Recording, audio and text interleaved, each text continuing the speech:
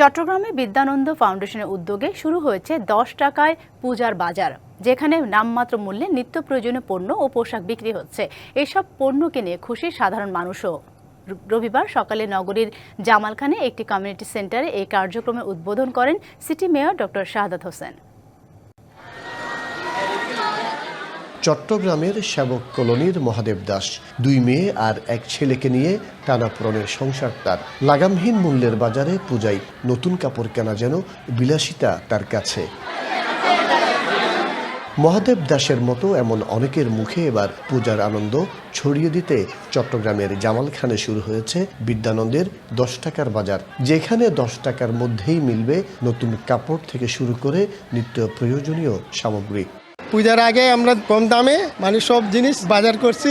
কম টাকার জামা কিনেছি, আমাকে খুব ভালো লাগছে। পূজার সময় তো ওখানে অনেক বেশি টাকার জিনিস কিনছিলাম, এখন এখানে এসে দেখছে পাঞ্জাবি 3 টাকা দিয়ে পাওয়া যাচ্ছে, শার্ট পাওয়া যাচ্ছে 3 টাকা দিয়ে।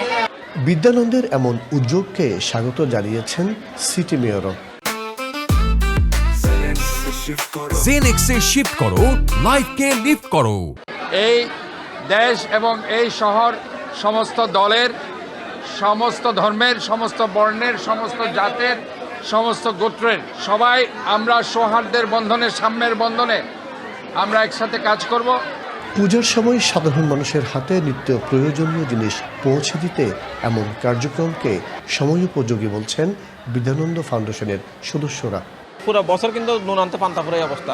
উৎসবে তারা সামিল হওয়াটা তাদের জন্য খুবই কষ্ট, এবং তাদের এই উৎসব কিন্তু তাদের দুর্যোগের সমান। একটা দুর্যোগ হলে মানুষ যেমন কষ্টে থাকে, উৎসব হলেও কিন্তু কষ্টে থাকে, কারণ তার সামর্থ্যের অভাব। আমরা সুবিধা বঞ্চিত মানুষজন যাতে উৎসবকে ভালোভাবে পালন করতে পারে, উৎসবে যাতে তাদের জীবনটা আমরা রাঙাতে পারি, এই কারণে তাদের অংশগ্রহণ নিশ্চিত করার জন্য আমরা এই ধরনের আয়োজন করে থাকি।